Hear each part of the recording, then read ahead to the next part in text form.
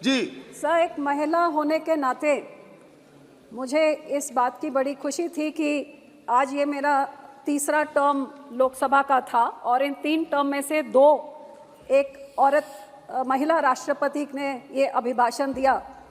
तो इससे भी बड़ी बात इस बार ये हुई कि उनके बाद एक महिला वित्त मंत्री ने भी बजट पेश किया और इसकी भी खुशी थी कि अभिभाषण का जो शुरुआत किया वो भी एक महिला एमपी ने किया। तो जिस संसद में इधर आते सारी वुमेन रिजर्वेशन बिल सबसे बड़ा पहला बिल पेश किया गया था। मैं उम्मीद करती हूँ कि ये एक नए भारत में ये नए नियम और नई चीज़ें जो शुरू हुई हैं ये इसी तरह ये बढ़ती रहें, क्योंकि इसमें कोई शक नहीं कि हर एक महिला जो इस हाउस में पहुँची है वो सैकड़ों पुरुषों को के खिलाफ लड़के उनको हरा के तब यहाँ तक पहुँची है। तो ये महिला शक्तिकरण का एक बहुत अच्छा एग्जाम्पल मुझे देखने को मिला। सर, महामहिम जी ने अपने अभिभाषण में बहुत सारी उपलब्धियां गिनाई, बहुत अच्छा लगा।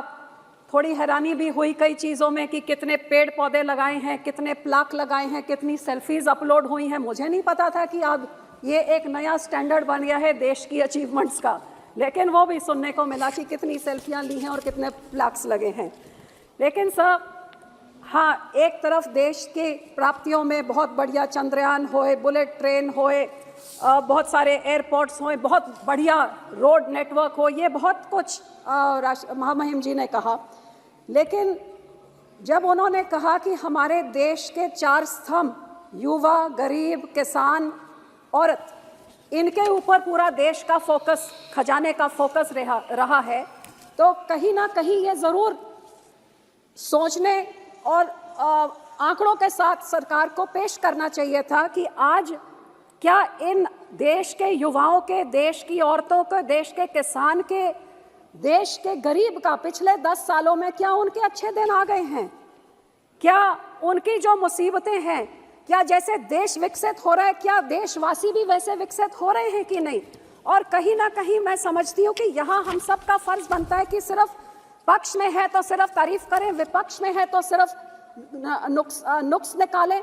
कहीं ना कहीं हकीकत आंकड़ों के हिसाब पे करना ये हम सारों का फर्ज बनता है। तो मैं इन चारों चीज़ों पे सब मैं यही कहना चाहूँगी कि जब आप गल कर दिया नौजवाना दी, आज 50% हिंदुस्तान की आबादी नौजवाना दी हैगी, ते आंकड़े साडे वर्ल्ड बैंक ते आ दसते ने कि जे 15 तो 24 साल के नौजवानों को देखा जाए तो 2022 के आंकड़े वर्ल्ड बैंक दसता है कि 23% तो वध नौजवान बेरोजगार से गए, जिहड़ा पाकिस्तान, बांग्लादेश, भूटान तो भी वध है।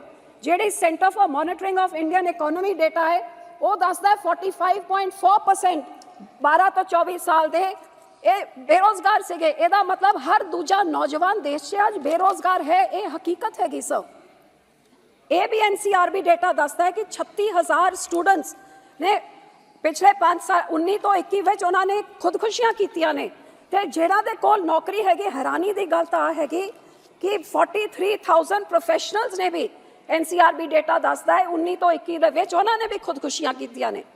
ते सर आही कारण हैगा शायद कि साडे देश विच 68% rise in students going abroad, देश छड़ के बाहर विदेशों में पढ़न वाल जा रहे हैं, जिहड़ा 6 ईयर ऑल टाइम हाई हैगा।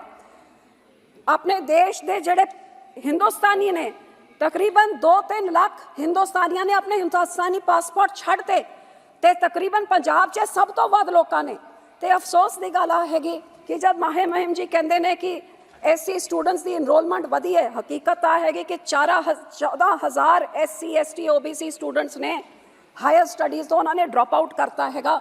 ते स्टूडेंट्स का तो मैं अपने सूबे तो ही दस सकती हाँ सर कि साडे टाइम च जिन्नी SC स्टूडेंट्स होंदे सी वो अद्धे रह गए हैगे, क्योंकि उन्होंने स्कॉलरशिप नहीं मिली, क्योंकि जेडे मंत्री साहब से कांग्रेस पार्टी दे उन्होंने इन्ना वड्डा घपला किया कि 60,000 करोड़ घपल के खा गए अजकल जेलों च, ते स्टूडेंट्स को स्कॉलरशिप नहीं मिली तो SC रह गए पिछे।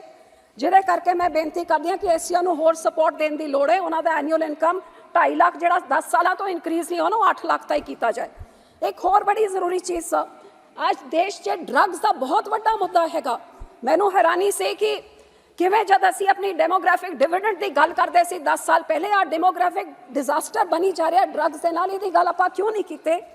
क्योंकि ਅੱਜ मैं अपने सूबे की जे गल करा, पाकिस्तान के राही ड्रोन के राही रोज़ ड्रग साडे सूबे में आ रहे। पंजाब का हर कोने च हर परिवार हर पिंड ड्रग्स तो पीड़ित हैगा। रोज़ खबरों च नौजवान ड्रग ओवरडोज करके ये मर रहे हैं। तो क्यों ये सरकार उन्होंने ड्रग्स ड्रोन्स को रोकने वास्ते 10 साल जब मुहिम जी कहते हैं बॉर्डर को इन्होंने तकड़ा करने वास्ते बहुत कुछ किया, तो आ क्यों नहीं किया? बहुत जरूरी, बहुत यदी लोड़ हैगी। सब दूजा मैं आंदी सर किसाना च 60% देश किसानी का हैगा।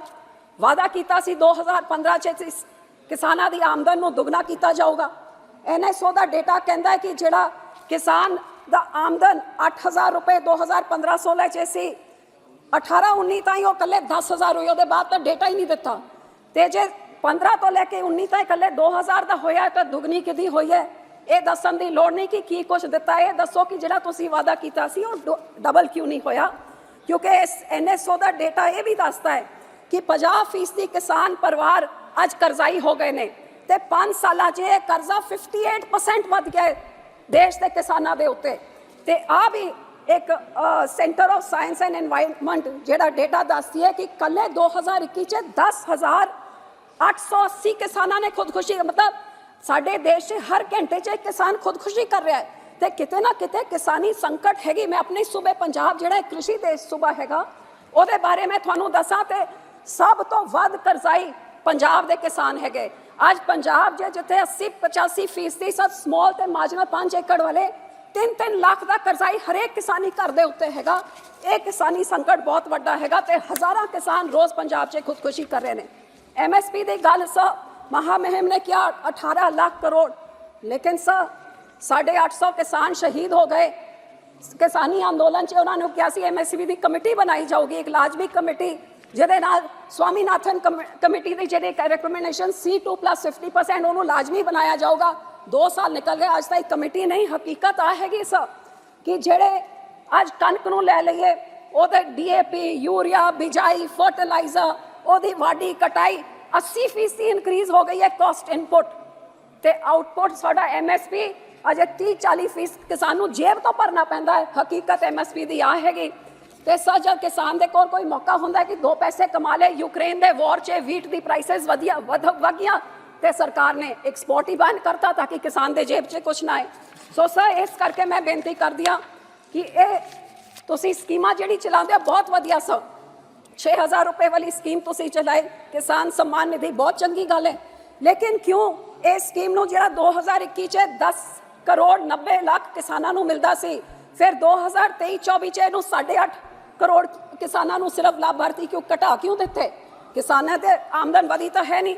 हुण साडे पंजाब च सर जिहड़ा 1.5% हिंदुस्तान की जमीन है, लेकिन 30% अन जिहड़े तुहाडे 80 करोड़ लाभार्थी है जिन्हां तुसीं राशन देंदे हो, सब तो वड्डा योगदान पंजाब का किसान जिहड़ी इन्नी तो जमीन तो इन्ना सारा उपज करता है। पंजाब च तुसीं 26% किसान निधि समान वाले योजना के किसानों की बेनीफिशरीज नूं तुसीं 26% घटाता। क्यों? साडा कसूर की सीगा? साडे नाल ये वितकरा क्यों? तो सर किसाना पंजाब के किसानों ने अपना पानी खोया, अपना खून पसीना बहाया देश नूं अन्न नूं सरप्लस करन वास्ते। ते साडे नाल ये तक फसल बीमा योजना सर ये तो कोई दसदा नहीं हैगा कि इस बीमा कंपनियां ने किवें 57,000 करोड़ रुपए कमा लेते ने इस योजना तो। ते साडा पंजाब दवानी नहीं मिलती सानू सेंटर तो। साडा मुख्यमंत्री कहता सी जे कोई आपदा आ जूगी आम आदमी पार्टी, कोई आपदा आ जूगी किसान की बाप फड़ांगे सीधे गदौरिया बाग नूं होणगे तुहाडे खाते मरी हुई मुर्गी। दवानी नहीं दिती, सब वो हड़ आ गए, बाढ़ आ गया, किसान मर गए, लेकिन किसी ने बाह नहीं फड़ी। सब फिर मैं आंदी हाँ गरीबों के उत्ते। सर गरीबों वास्ते बहुत वधिया मैं समझदी जो आयुष्मान भारत तुसीं कीता है बहुत वधिया काम किया है। गरीबों नूं तुसीं मकान दे रहे हो, राशन, बड़ी चंगी गल है सर। लेकिन सर जे 25 करोड़ तुसीं आबादी नूं कहंदे महामहिम जी कि तुसीं पॉवर्टी लाइन तो चक्या हैगा, ते 80 करोड़ नूं लाभार्थियों नूं तुसीं राशन देंदे हो क्योंकि अपना ढिड तक नहीं भर सकते। तो जिहड़ा बंदा अपना ढिड नहीं भर सकता, अपना मकान नहीं बना सकता, अपनी लैटरीन टॉयलेट तक नहीं बना सकता, फिर तुसीं आ किवें कहंदे हो कि भारत विकसित हो रहा हैगा जब हिंदुस्तान का हाल। तो आही है sir UN report state of food security and nutrition in the world कहती है 74% of Indians are unable to afford healthy food. Global hunger index 23 च आप 111वें नंबर च हैगा। साडी 2/3 कुड़ियां अनीमिया ते सह हकीकत है कि आज आमदन वधी नहीं है, महंगाई इन्नी वध गई है, पेट्रोल 40%, डीजल 60%, आज दालां 70% वध गई ने उन्हां दी कीमतां, अन्न की कीमत 75, मिल्क पे मिल्क प्रोडक्ट्स 77% सिंस 2012। इन्ना सारा आज रोटी बनाने वास्ते 5 साल पहले जिन्ना खर्चा होंदा सी, आज 65% उस तो वध खर्चा आज हो रहा है आ महंगाई दे कारण करके।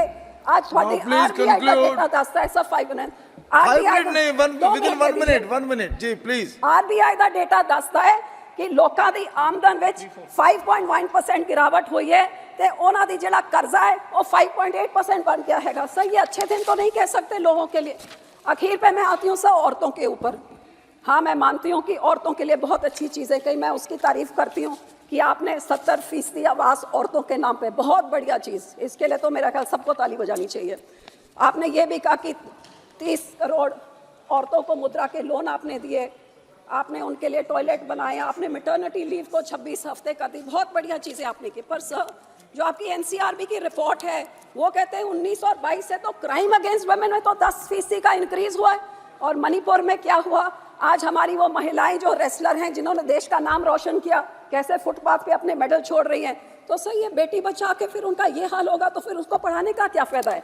और इसीलिए जेंडर इनइक्वालिटी इंडेक्स में हम 122 नंबर पे हैं। और जब ये नारी शक्ति हम वुमेन रिजर्वेशन बिल हम पास करते हैं लेकिन उसकी कोई डेट ही नहीं देते कि कब से लागू होगा। आप बोल देते हैं कि इतने ट्रिलियन इकोनॉमी 2028 में हो जाएगा, 30 ट्रिलियन 47, तो ये भी बता दीजिए ना कि ये 33% रिजर्वेशन ये 2027 में आएगा, इस 8 में कब ये बता दीजिए। सो आखिर में सब मैं यही कहना चाहूँगी कि जब राष्ट्रपति जी कहते हैं कि हम बड़े गर्व से कि हम फ्रेजाइल 5 से हम टॉप 5 पे हो गए, ये बहुत अच्छी चीज़ है। लेकिन ये फ्रेजाइल 5 से टॉप 5 में सिर्फ देश के वो 10% जिनों के पास 90% वेल्थ है कि या वो 90% जो दबे कुचले गरीब है, ये ज़रूर सोचने की बात है। और इसके बारे में ध्यान रखें क्योंकि जो IMF का डेटा है वो कहता पर कैपिटा इनकम जो असली में बताता है वो हिंदुस्तान ने जिन्हों 5 देशों को छोड़ के जो आगे ऊपर बढ़ा है, आज हिंदुस्तान का पर कैपिटा इनकम सिर्फ 2,14,000 है। और चाइना जो हमारे बराबर की पॉपुलेशन है उनका 11,29,000 है। और जो दूसरे देशों को इंडोनेशिया, ब्राजील, यूके वो सब उनके पर कैपिटा हमसे ज़्यादा है। सो सर ये हम ये नहीं, इसके पीछे नहीं छुप सकते कि यूपीए ने ये किया और हमने ये किया। यूपीए को तो भगा दिया लोगों ने ताकि आप उससे अच्छा बेहतरीन काम करें। और देश विकसित तभी हो सकता है जब देशवासी आत्मनिर्भर हो। और आज 80 करोड़ लोगों को आपको खाने तक का पेट भरने के लिए सरकार को देना पड़ रहा है। श्री हसनैन मसूदी जी, कैसे हम कह सकते हैं कि देश आगे बढ़ रहा है और देश विकसित हो रहा है। सो इन्हीं शब्दों से मैं उम्मीद करती हूँ कि जो कमियां रह गई हैं उनकी तरफ सरकार ज़्यादा ध्यान देगी और विकसित देश में आत्मनिर्भर लोग हों तभी देश का भला हो सकता है। शुक्रिया सर।